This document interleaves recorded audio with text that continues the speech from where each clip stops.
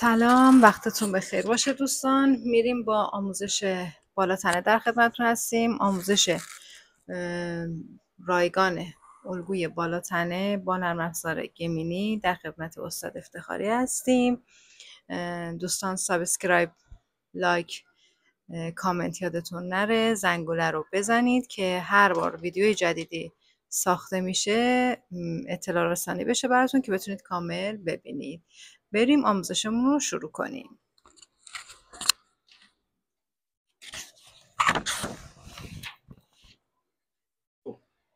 ابتدا به ساکن ما میخوایم الگوی مبانی یا اولیه اندام بالاتنه کارمون رو شروع بکنیم. این رو باید فراموش نکنیم که برای بالاتنه ما همیشه از پشت کار و برای پایین تنه از پیش کار برای شروع الگو سازیمون استفاده میکنیم.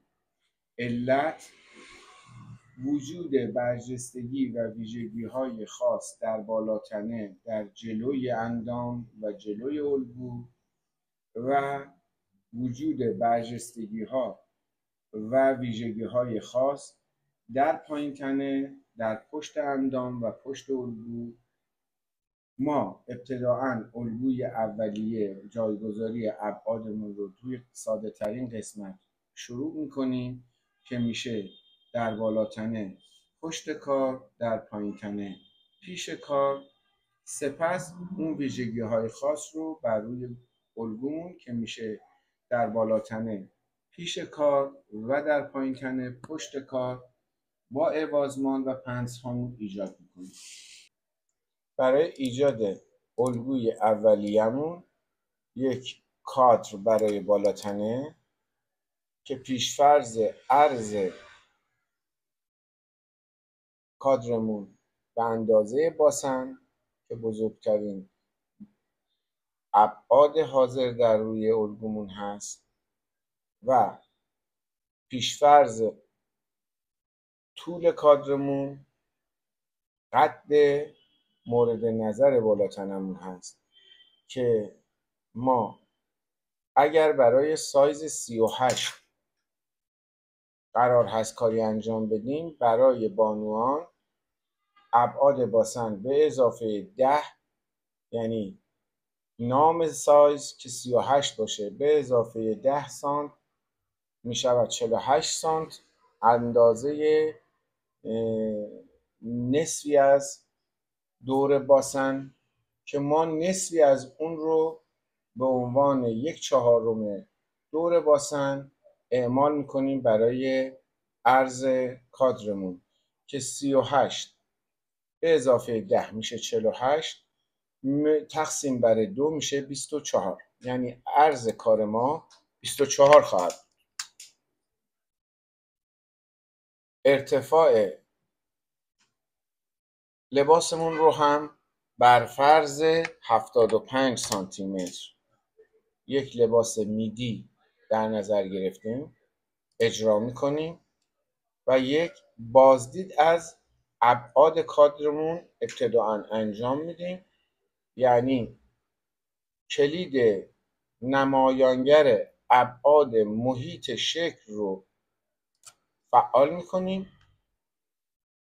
اینجا 75 سانت طول کادر ما و عرض ما 24 سانت. پس کاری که انجام دادیم درست بوده.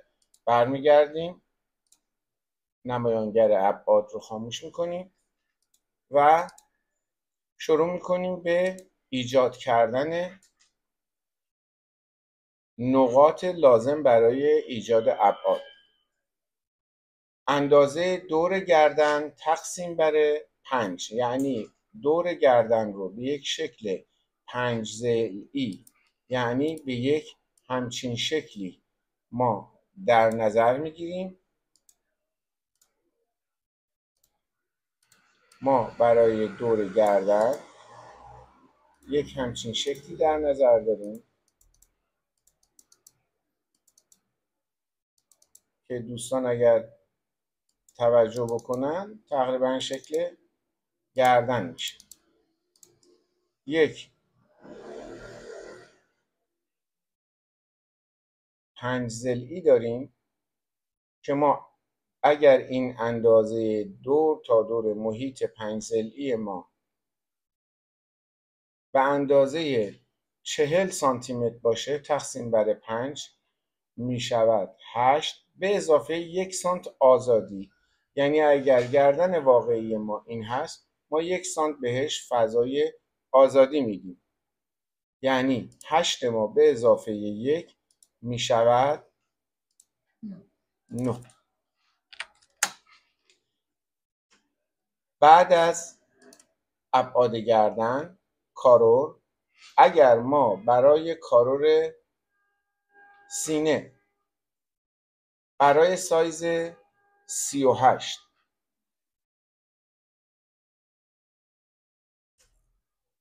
از بازوی پشت سمت راست تا بازوی سمت چپ ابعادمون 38 باشه، ما 19 سانت و برای اعمال کارمون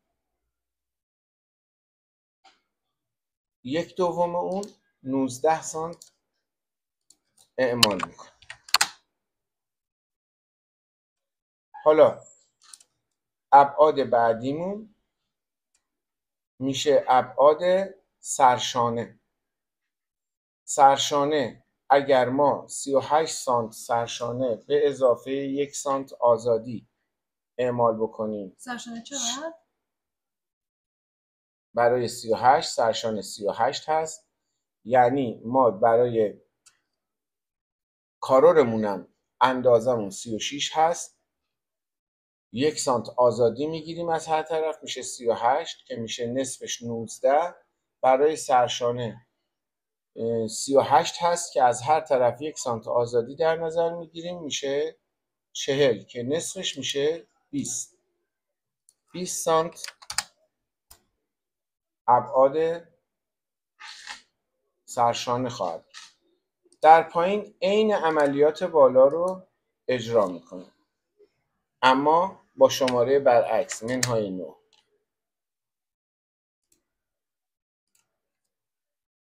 از نقطه مرکز اینطور من میتونستم عمل کنم، میتونم حالا به این شکل عمل کنم.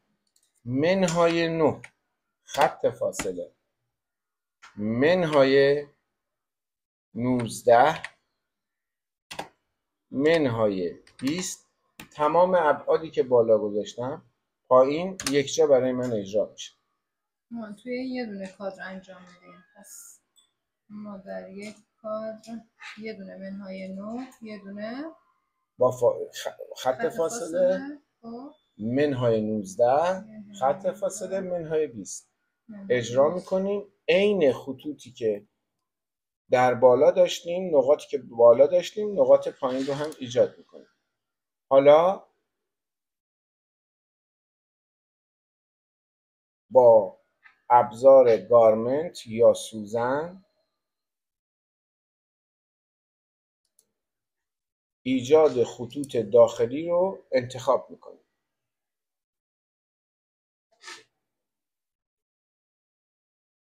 حالا وقتی شما با سوزن یک کلیک روی کادرتون میکنید، نقاطی رو که میخواید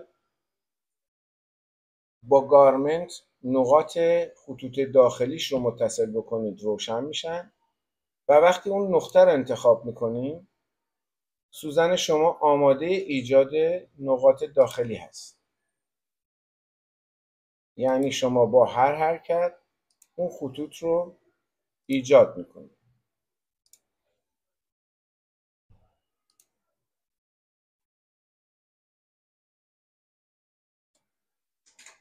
حالا شما میخواید نقطه یقتون رو داشته باشین، ایجاد بکنین. نقطه یقه رو انتخاب میکنین، 2 سانت و نیم به بالا حرکت. 2 سانت و نیم. بله.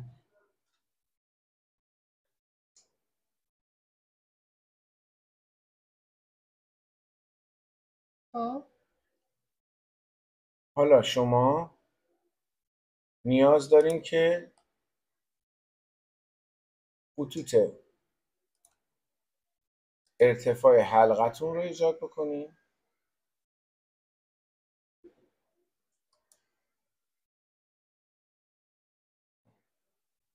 که 1/2 نصف دور سینه، یعنی 1/4 دور سینه خواهد بود، که 1/4 دور سینه سایز 38 در صورتی که ما سایز 38 مون رو 88 سانتی متر دور سینه محاسبه کرده باشیم 22 سانت خواهد بود.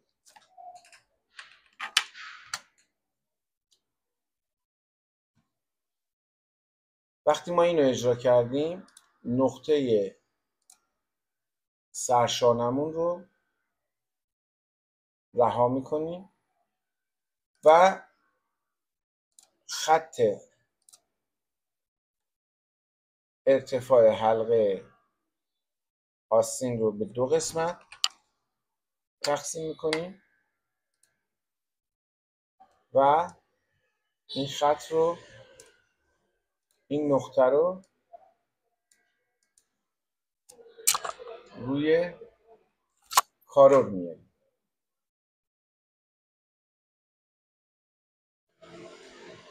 و نقطه کارور رو رها میکنیم.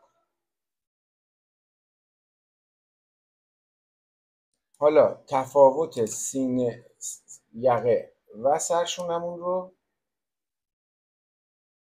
که اینجا 2.5 سانته منهای 4.5 قرار میدیم. چرا منهای 4.5؟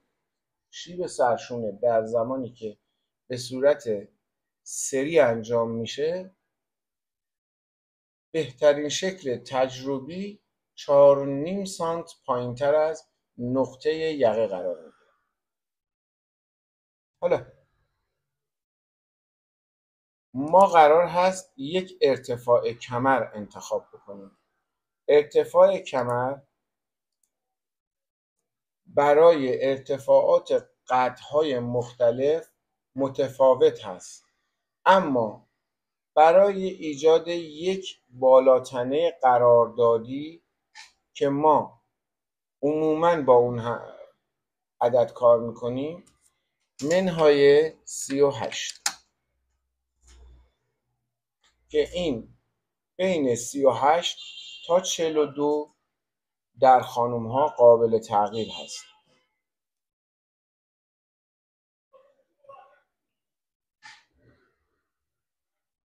شما با دیدن این قسمت تفاوت رو در قسمت روبرو میتونید ایجاد بکنید. از نقطه دامن لباس تا نقطه خط کمر 37 سانت. من برعکس اون رو خواهم داشت، منهای 37 سانت.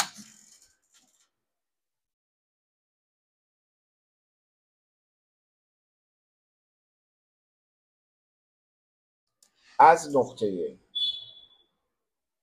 کمر برای ایجاد خط باسن 25 سانت در مقابل منهای 25 سانت. استفاده از خطوط داخلی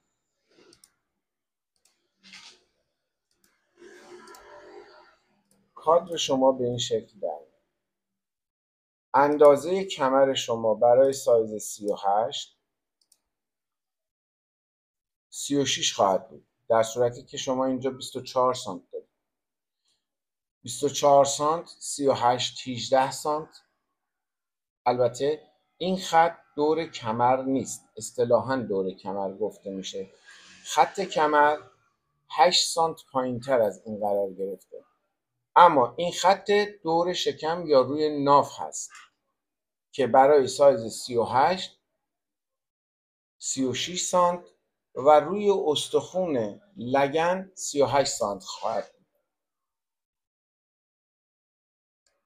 ما برای اینی که به نقطه دور ناف یا دور شکم درستمون برسیم باید 38 36 منهای تقسیم بر 2 که میشه 18 منهای 24 میشه 6 سانت. 1 2 3 4 5 و 6.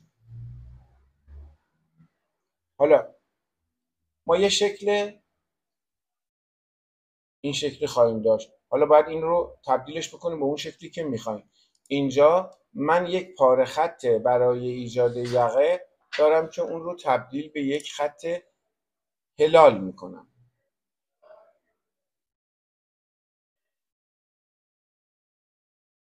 حالا میتونم با ایجاد زاویه های نقطه 90 درجه‌ای تبدیل به حلقه یقه بکنم. البته میتونم بعد از اینی که این کار رو انجام دادم با استفاده از دستگیره های این با سلیقه خودم بخوام یقه رو ایجاد بکنم. این هم ممکنه، اما راحت ترین راه ایجاد زاویه 90 درجه در اینجا. من با هلال کردن پاره خط هام میتونم با زاویه 180 درجه و در اینجا زاویه 90 درجه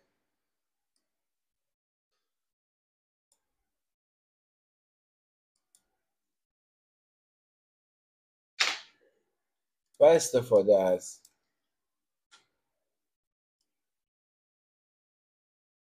ذوق و خطوط شناسی که خودم در خودم دارم خط کاری خودم رو ایجاد بکنم. در اینجا این خط رو و این خط رو هلال و 180 درجه و در اینجا 180 درجه، حالا با ویژگی هایی که خودم دوست دارم. حالا اینجا میبینیم در واقع در ابعاد واقعی اینجای کمر یه شکل ناموزونی داره. ما باید پرهیز کنیم از خطوط خیلی تیزی که در کارمون ایجاد میشه. معمولا این رو ما به عنوان 2 سانت به عنوان پنس که به عنوان نرم کردن خطوط محیطیمون استفاده میکنیم و 1 سانت هم برای گرفتن گودی کمر استفاده میکنیم که در آینده استفاده خواهیم کرد، اما الان در حال حاضر شکل کار ما به این شکل خواهد بود. این یک بالاتنه الگوی مبانی از پشت کار انجام شد. مرسی، ممنونم. خب الان این قسمت در واقع من 1/2 بالاتنه پشت هست. بله. خب خطوط داخلیم رو حذف میکنم شکلم مشخص بشه.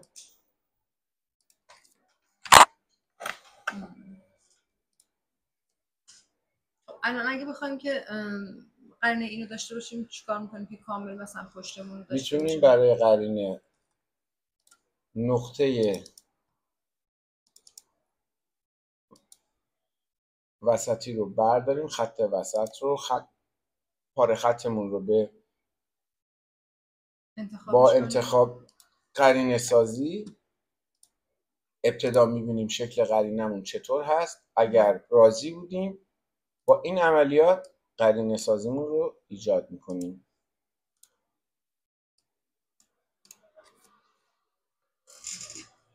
مرسی، ممنونم، خسته نباشی. و اینجا دور سینه کارمون رو ما در نظر نگرفته بودیم.